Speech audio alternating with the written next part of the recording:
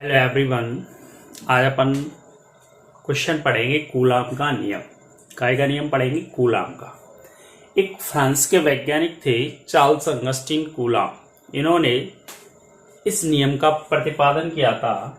उन्हीं के नाम पर इसे कूलाम का नियम कहा जाता है। जैसे देखा होगा आपने, गुरुत्वाकर्षण का नियम था, ग्रेविटी फोर्स यानी गुरुत्वाकर्षण का नियम। गुरुत्वाकर्षण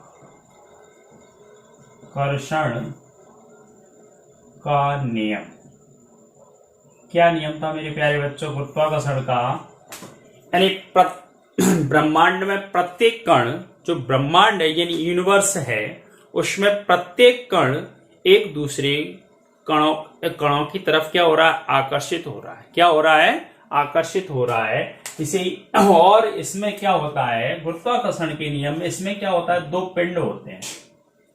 दो पिंड मान लेते हैं। ये मान लिया M1 है और ये क्या है? M2 है। इन दोनों पिंडों के बीच की दूरी क्या मान लेते हैं? R। ठीक है मेरे प्यारे बच्चों, R दूरी होती है। अब देखिए यहाँ पे परिभाषा क्या थी? गुरुत्वाकर्षण के नियम में किन्हीं दो पिंडों के बीच लगने वाला आकर्षण बल, यानी पिंडों के बीच में कौन सा? अट्रैक्शन फोर्स कार्य करता है। ठीक है, यानी आकर्षण बल क्या होता है? लगने वाला आकर्षण बल होता है F। कैसा होता है? उन दोनों पिंडों के द्रव्यमानों के गुणनफल के अनुक्रमानुपाती होता है, यानी M1 M2। ठीक है मेरे प्यारे बच्चों, और उनके बीच की यानी उनके बीच की, दोनों पिंडों के बीच की दूरी क्या होती है? R। R के कैसा होता है? वर्ग के व्युत्क्रमानुपाती होता है, यानी F व्युत्क्रमानुपाती 1/r²। ठीक है, अब इनको क्या करते हैं? मिलाकर लिखने पर तो F प्रोपोर्शनल M1 M2/r²। अब इसको हटाएंगे तो F इक्वल टू क्या आ जाएगा? G M1 M2/r², जहां G एक नियतांक है। G क्या होता है? एक नियतांक होता है, यानी कांस्टेंट मान लेते हैं। ठीक है प्यारे बच्चों, ये काय का नियम पढ़ा था कक्षा 11 में? गुरुत्वाकर्षण का यानी ग्रेविटी फोर्स पढ़ाया था। ठीक है ना। ऐसे ही काय का नियम है कूलाम का नियम। कूलाम का नियम में क्या होता है? दो आवेश लेते हैं। इसमें क्या? दो पिंड है, M1 और M2 क्या मानते हैं? दो पिंड मानते हैं। उसमें क्या होता है? दो आवेश होते हैं। और देखिए पहले इसका डायग्राम बनाएंगे। क्या होता है आवेश? मान लिया ये आवेश है Q1 और ये आवेश मान लिया Q2। ठीक है, ये Q1 और Q2, इन दोनों आवेशों के बीच की दूरी क्या मान ली प्यारे बच्चों? R है। ठीक है, आई होप आप समझ पाए होंगे। मान लिया एक Q1 और Q2 दो बिंदु आवेश हैं, इनके बीच की दूरी क्या मान ली? R। यानी क्या नियम दिया था कूलाम भाई साहब ने? क्या नियम दिया था? बहुत अच्छा टॉपिक है और इसको आपको मन लगा के पढ़ना और वीडियो को पूरा देखना है। ठीक है ना। और तुम लोग देखते हो वीडियो लेकिन शेयर नहीं करते हो। हाँ, कम से कम शेयर कर दिया करो, अपने दोस्तों को शेयर करो कि सर पढ़ा रहा है यूट्यूब पर। है, यूट्यूब पे जो भी वीडियो आपको मिलता है, लेटेस्ट वीडियो आता है, अभी तक जिन लोगों ने चैनल सब्सक्राइब नहीं किया है सभी लोग चैनल को सब्सक्राइब कर लें। ठीक है ना, और बेल आइकन दबा दें। और जो भी समस्याएं होती हैं, नंबर दिया है, कॉल कर लें। ठीक है ना। ठीक है, और वीडियो को पूरा देखा करें। ठीक है, क्या बताया जा रहा है? अच्छे लोग हैं ना, जो पढ़ने वाले छात्र हैं, स्टूडेंट हैं, वो पूरा वीडियो को देखें। और ये क्वेश्चन 2023 के लिए बहुत मस्त है। ठीक है प्यारे बच्चों, 2023 के लिए एमपी बोर्ड के लिए बहुत मस्त क्वेश्चन है कूलाम का नियम। ठीक है ना। अब देखिए इसका डायग्राम बना दिया। ये मान लिया Q1 और Q2 दो आवेश हैं। Q1 और Q2 दो क्या मान लिए? आवेश मान लिए। और उनके बीच की दूरी क्या मान ली? R है। तो यहां से परिभाषा क्या है कूलाम के नियम की? कूलाम भाई साहब ने क्या नियम दिया था? ठीक है ना, क्या नियम दिया था? किन्हीं दो बिंदु आवेशों के बीच, किन्हीं दो बिंदु आवेशों के बीच लगने वाला आकर्षण या प्रतिकर्षण बल उन आवेशों के गुणनफल के अनुक्रमानुपाती होता है। उन आवेशों के गुणनफल के कैसा होता है? अनुक्रमानुपाती होता है। तथा उनके बीच की दूरी के वर्ग के व्युत्क्रमानुपाती होता है। इसे क्या बोलते हैं? कूलाम का नियम कहा जाता है। ये परिभाषा दी थी, किसने दी थी? कूलाम ने। कौन से वैज्ञानिक थे? कूलाम भाई साहब ने दी थी। क्या परिभाषा दी थी? एक बार फिर समझिए। किन्हीं दो बिंदु आवेशों के बीच, ये पॉइंट चार्ज यानी बिंदु मान लेते हैं, ठीक है, बिंदु आवेश है, ठीक है ना। किन्हीं दो बिंदु आवेशों के बीच लगने वाला आकर्षण या प्रतिकर्षण यानी अट्रैक्शन और रिपल्सन। देखिए, अगर धन आवेश और धन आवेश, ऋण आवेश और ऋण आवेश मिलेंगे तो इनमें क्या होगा? प्रतिकर्षण। क्या होगा? प्रतिकर्षण होगा, यानी रिपल्सन होगा, यानी घृणा होगी। हिंदी में कहें तो प्रतिकर्षण का अर्थ क्या होता है? घृणा, यानी एक दूसरे से कैसे होंगे? दूर भगेंगे। जैसे देखा होगा, अपन जाते हैं रास्ते में, कोई वस्तु गंदी डरी होती है तो अपन क्या करते हैं? मुंह को बंद कर लेते हैं। करते हैं कि नहीं करते हैं? क्योंकि अपन को क्या आती है? घृणा आती है। वैसे ही यहाँ पे जब धन और ऋण आवेश मिलते हैं तो इनमें क्या होती है? घृणा होती है, यानी रिपल्सन होता है, यानी प्रतिकर्षण होता है। ठीक है प्यारे बच्चों। और जब धन और ऋण मिलते हैं तो इनमें क्या होगा? आकर्षण होगा। क्या होता है प्यारे बच्चों? आकर्षण यानी अट्रैक्शन होता है, ठीक है ना। तो कूलाम का क्या नियम है समझिए एक बार फिर। किन्हीं दो बिंदु आवेशों के बीच लगने वाला आकर्षण या प्रतिकर्षण बल उन आवेशों के गुणनफल के अनुक्रमानुपाती होता है। उन आवेशों के गुणनफल के कैसा होता है? अनुक्रमानुपाती होता है। तथा उनके बीच की दूरी के वर्ग के कैसा होता है? व्युत्क्रमानुपाती होता है। यही क्या है? कूलाम का नियम है। यानी ये बिंदु आवेशों के लिए सत्य है। ये जो कूलाम का नियम है किसके लिए सत्य माना जाता है? बिंदु आवेशों के लिए सत्य माना जाता है, ठीक है। लंबी दूरियों के लिए ये वैलिड नहीं है, ठीक है ना। कूलाम का नियम, इसकी सीमाएं बताएंगे, ठीक है। पहले इसका जो थ्योरी है आपको भाषा बता दिए। क्या भाषा है? देखिए मेरे प्यारे बच्चों, अगर आपको सही तरीके से पढ़ना है, 90+ नंबर लेके आने हैं, तो आपको क्या करना है? सभी वीडियो को पूरा देखना है, ठीक है ना। क्या करते हो आप लोग? वीडियो पूरा नहीं देखते हो, मैंने देख ला कूलाम को नियम, बस साफ कर दिया, हटा दिया। ऐसा नहीं किया करो, ठीक है। सब लोग क्या करेंगे आज से? ऐसा नहीं करेंगे। पूरा वीडियो देखिए, पूरा समझिए और पेन कॉपी लीजिए और पूरा नोट कीजिए। कूलाम का नियम है तो कूलाम का नियम कैसे सिद्ध किया है, ठीक है ना। और इसकी परिभाषा क्या है? किन्हीं दो बिंदु आवेशों के बीच लगने वाला आकर्षण या प्रतिकर्षण बल उन आवेशों के गुणनफल के अनुक्रमानुपाती होता है, ठीक है। तथा उनके बीच की दूरी के वर्ग के व्युत्क्रमानुपाती होता है, ठीक है। यह जो बल होता है वह दोनों आवेशों को मिलाने वाली रेखा के अनुदिश कार्य करता है। यानी दोनों आवेशों को जो रेखा जोड़ती है या मिलाती है उसके बीच में ये बल कार्य करने लगता है। बहुत अच्छा टॉपिक है, मक्खन हो जाएगा, ठीक है ना। अब देखिए भाषा से क्या है, क्या समझ में आ रहा है अपने? यानी जो बल है, बल क्या होता है? मान लिया यदि Q1 और Q2 दो बिंदु आवेश मान लिए, उनके बीच में लगने वाला बल, उनके बीच की दूरी क्या मान ली? R, और उन आवेशों के बीच लगने वाला बल F है, तो कूलाम के नियम के अनुसार, यानी परिभाषा क्या बताई थी? किन्हीं दो बिंदु आवेशों के बीच लगने वाला आकर्षण या प्रतिकर्षण बल उन आवेशों के गुणनफल के कैसा होता है? अनुक्रमानुपाती। आवेश कौन कौन से? Q1 और Q2, ठीक है, Q1 और Q2। फिर क्या बताई थी? तथा उनके बीच की दूरी के वर्ग के कैसा होता है? व्युत्क्रमानुपाती होता है, ठीक है ना मेरे प्यारे बच्चों। बहुत अच्छा क्वेश्चन है ये, पेपर में आ सकता है, ठीक है। तो F व्युत्क्रमानुपाती 1/r², ठीक है। अब क्या करेंगे? दोनों को मिलाकर लिखने पर दोनों को जोड़ के लिख देंगे, तो क्या आ जाएगा मेरे प्यारे बच्चों? F अनुक्रमानुपाती Q1 × Q2 और r², ठीक है। अब यहां से जैसे ही अनुक्रमानुपाती हटाते हैं तो क्या आता है? एक कांस्टेंट यानी एक नियतांक आ जाएगा अनुपातिक, ठीक है, जिसको अपन मान लेते हैं K। तो F = K Q1 × Q2 और r², ठीक है, ये नियम कौन सा आ गया, इसको इक्वेशन फर्स्ट मान लेंगे। ठीक है ना मेरे प्यारे बच्चों, आई होप आप समझ पाए होंगे। इतना बहुत मक्खन की तरह ये टॉपिक होने वाला है और आपको क्या करना है, अच्छे से पढ़ना है। ठीक है ना, अभी आप लोग देखते नहीं हो, जिन लोगों के नंबर आए 18-20 वो बहुत चोर है, काम चोर है, ये तो है, पढ़ाई नहीं करते, घर वालों का पैसा बर्बाद हो रहा है, पढ़ते तो हो नहीं तुम, काम चोर टटरी बंदे कहीं के, पढ़ते नहीं है। पूरा देखा करो वीडियो अच्छे से, है ओके। देखिए जहां पे लिख दो, जहां क्या है, जहां के एक नियतांक है, के एक क्या है मेरे प्यारे बच्चों, नियतांक है। ठीक है, जहां के क्या है, एक नियतांक यानी कांस्टेंट।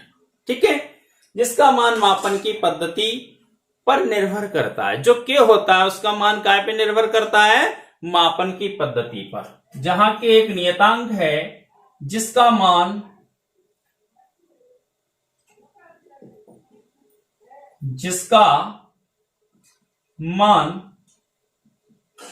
मापन की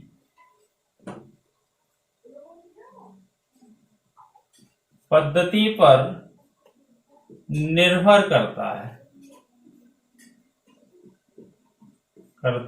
है। ठीक है मेरे प्यारे बच्चों, इतना समझ में आ रहा है ना, सभी को आ रहा है, ओके। ठीक है, मुंह फाड़ने की जरूरत नहीं है, अच्छे से पढ़ना है केवल।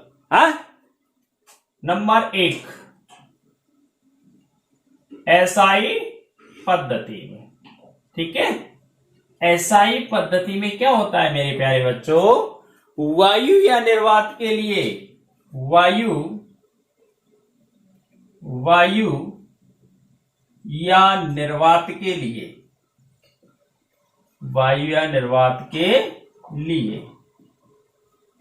के इक्वल टू दो वैल्यू होती है। के इक्वल टू होता है 1/4 पाई एप्सिलॉन 0 या होता है 9 गुणा 10⁻9।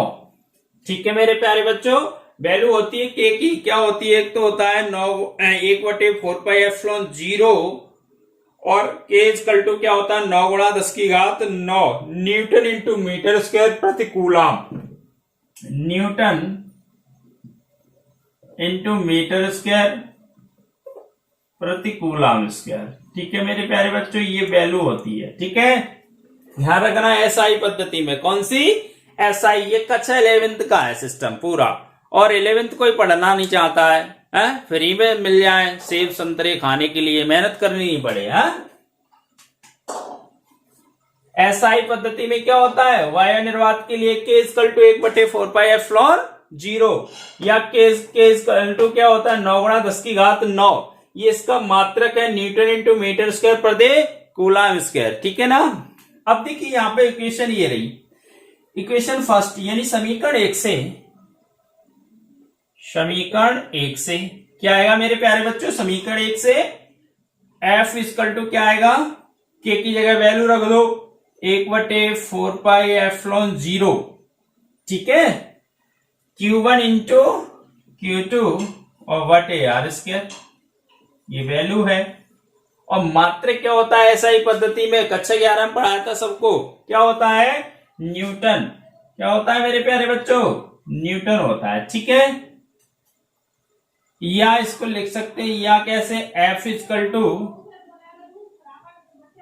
9 गुणा 10⁻9 Q1 इंटू Q2 बटे आर स्क्वायर। ठीक है, मात्रक क्या होता है न्यूटन।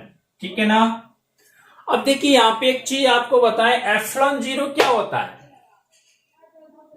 इस पर क्वेश्चन आ सकता है। ठीक है ना, इतना समझ में आ रहा है, पहले कूलम का नियम पढ़ लो फिर उस टॉपिक को आपको बताएंगे। ठीक है, एप्सिलॉन 0। ठीक है ना, ये कौन सी पद्धति में आए अपन, एसआई पद्धति में, इंटरनेशनल सिस्टम यानी अंतरराष्ट्रीय मानक पद्धति। ठीक है, अब जाएंगे कौन सी पद्धति में, सीजीएस में। ठीक है मेरे प्यारे बच्चों, देखिए सीजीएस पद्धति में क्या होता है, सीजीएस पद्धति में। ठीक है, सीजीएस पद्धति में क्या होता है, वायु निर्वात के लिए के होता है, के का मान क्या होता है 1। सीजीएस पद्धति में वायु या निर्वात के लिए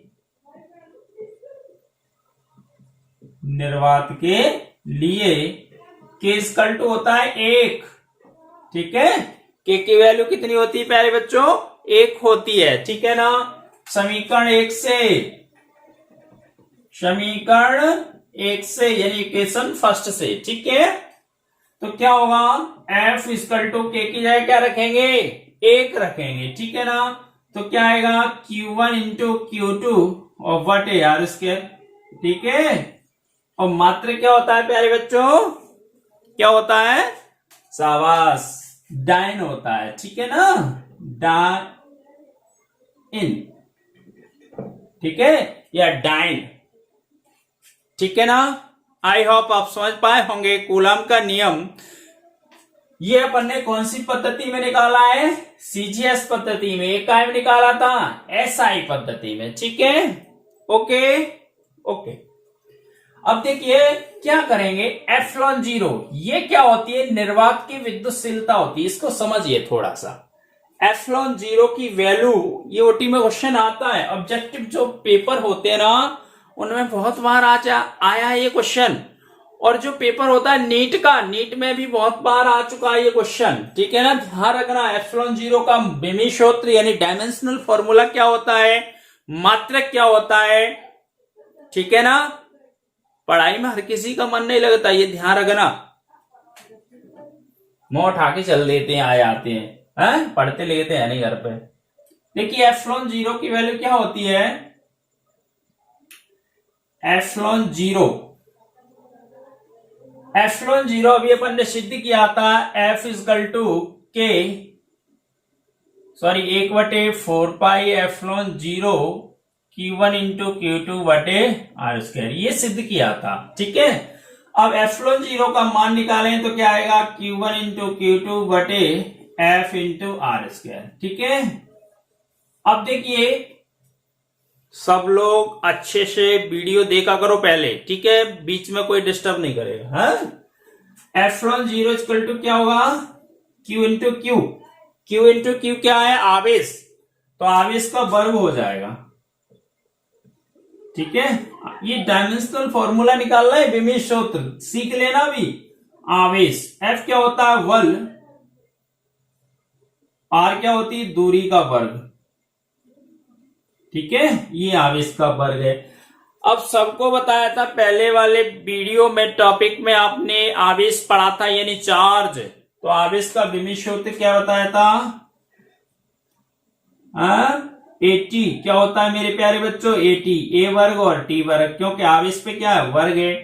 वल का बता दिया आपको, ml T पे घात -2, ये वल का होता है, दूरी का क्या होता है, L वर्ग।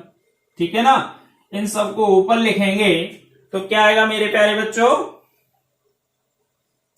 m पे घात -1, L पे घात -3, 2 ये रही, 1 ये रही, कितनी हो जाएगी, ऊपर ले जाएंगे तो माइनस की। ठीक है ना, मोनी फाड़ना, L पे घात 4 और T पे घात 4 और A पे घात 2, ये इसका बेमी सूत्र है यानी डायमेंशनल फॉर्मूला। ठीक है ना, मुंह फाड़ने की जरूरत नहीं है, सबको बता दिया है। कक्षा 11 तो पढ़ते नहीं है, आके बैठ जाएंगे क्लास में, बेवकूफ नहीं। ठीक है, अब देखिए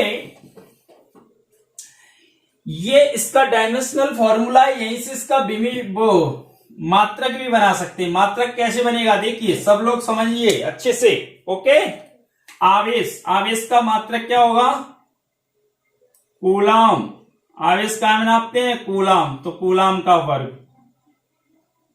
प्रति न्यूटन इंटू मीटर वर्ग, ये इसका क्या होगा, एसआई मात्रक होगा एप्सिलॉन 0 का, यानी निर्वात की विद्युतशीलता। यूटी में क्वेश्चन आता है, सबको याद करना है। नहीं समझ में आ रहा है तो याद कर लो। कैसे याद करने का तरीका सबको बता दिया है, MLTA लिख लेना, घाते याद कर लो। यहाँ पे -1 आएगा, ऊपर जाएगा ना, ध्यान रखना। तो इसको कैसे याद करते हैं, -13 + के 42। घाते याद कर लो, बहुत सिंपल है, -13 + के 42, ठीक है ना। ओके, ये इसका मात्रक हो गया, वो सॉरी डायमेंशनल फॉर्मूला यानी बीमित सूत्र हो गया, ये इसका SI मात्रक हो गया। अब इसकी ε0 की वैल्यू ध्यान रखना, क्या होती है ε0 की वैल्यू, ε0 = होता है 8.845 गुणा 10⁻12 कूलम वर्ग प्रति न्यूटन इंटू मीटर स्क्वायर, ये होती है वैल्यू, ठीक है। बहुत मोस्ट है ये भी ओटी के लिए, ठीक है, ये और ए, ठीक है ना। आई होप आप समझ पाए होंगे सभी, बहुत अच्छा टॉपिक है, मक्खन होने वाला है, ठीक है पूरा। ये कूलम का नियम है, ठीक है ना, ये आपको बताया था ε0 क्या होता है, ठीक है। ओके, अब इसी में क्वेश्चन आता है एकांक आवेश यानी यूनिट चार्ज क्या होता है, एकांक आवेश क्या होता है, ठीक है, वो समझेंगे इसमें, ठीक है ना। ओके, साफ कर दें, ठीक है।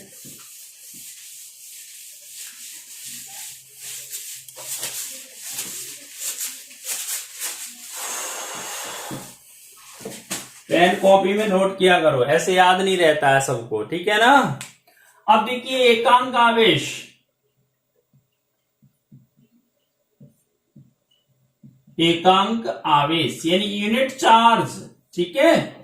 एकांक आवेश में अपन SI पद्धति में सिद्ध करेंगे, कौन सी पद्धति में, SI पद्धति में, ठीक है ना, SI पद्धति में, ठीक है मेरे प्यारे बच्चों। ओके, एकांक आवेश यानी यूनिट चार्ज बोलते हैं जिसे, SI पद्धति में क्या होता है, वायु या आपने जो फॉर्मूला सिद्ध किया था, देखिए SI पद्धति में दो वैल्यू मान लेते हैं, ठीक है। पहले फॉर्मूला लिख लो, सूत्र सिद्ध किया था अपन ने, F = K Q1 × Q2/R², ये सिद्ध किया था फॉर्मूला, ठीक है, कूलम का नियम में, इक्वेशन फर्स्ट यही सिद्ध की थी ना। अब देखिए यहां पे क्या करते हैं, SI पद्धति में वायु या निर्वात के लिए, वायु या निर्वात,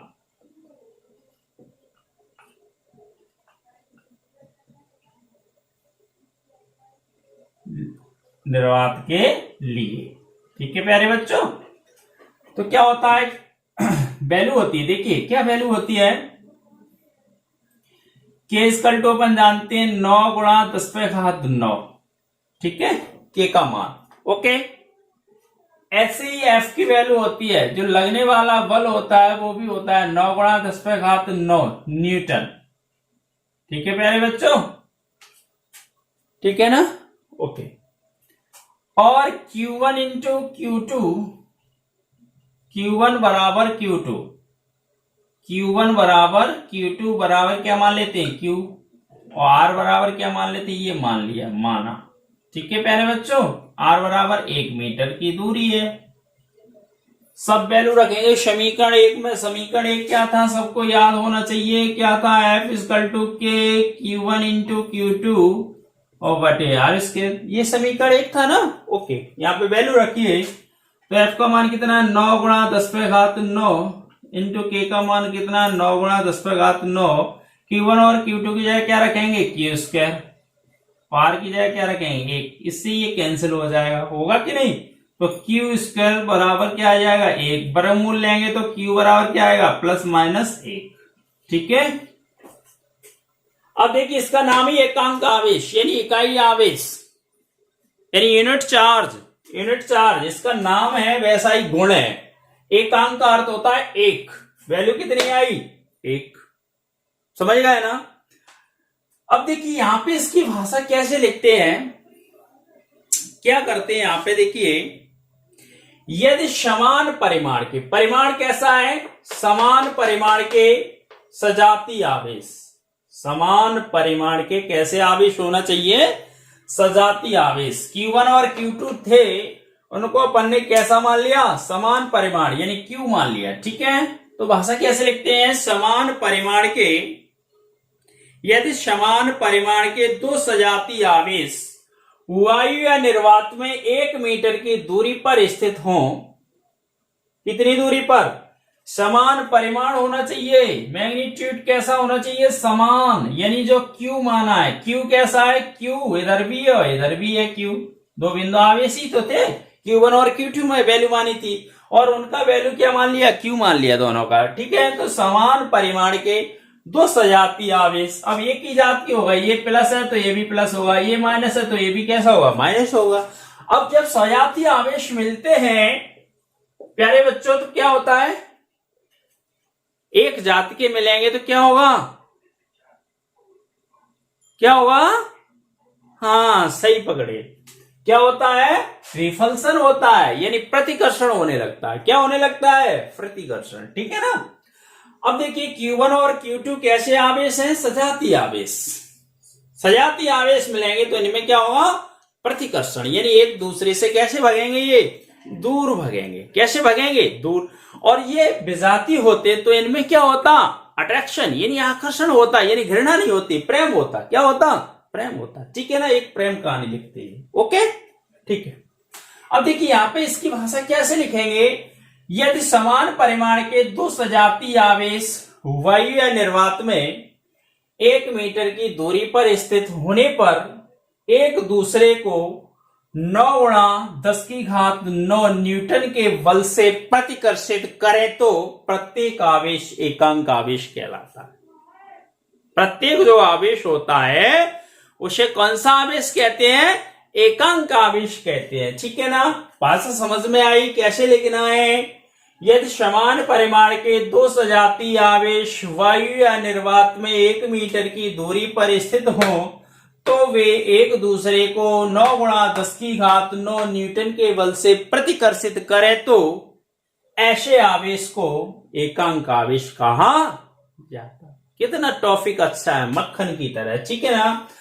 अगर आपको ये हमारा टॉपिक अच्छा लगता है तो क्या है, सभी को क्या करना है प्यारे बच्चों? शेयर करना है, ठीक है ना। अपने दोस्तों को भी बताइए और अगर आपने अभी तक चैनल सब्सक्राइब नहीं किया है तो चैनल को क्या करना है? सभी को सब्सक्राइब करना है, ठीक है ना। जिससे क्या मिलेगी? हमें शक्ति, ऊर्जा, एनर्जी प्राप्त होगी। क्यों होगी? क्योंकि हमारा मनोबल बढ़ेगा, यानी बच्चे क्या कर रहे हैं? पढ़ रहे हैं, ठीक है ना। और जब आप लाइक नहीं करते हो, शेयर नहीं करते हो तो क्या होता है? हमारी ऊर्जा क्या हो जाती है? डाउन हो जाती है, ठीक है ना। इसलिए सभी को ये वीडियो क्या करना है? शेयर करना है, लाइक करना है। और अभी तक आपने चैनल को सब्सक्राइब नहीं किया है तो चैनल को क्या करना है? सब्सक्राइब करना है, ठीक है ना।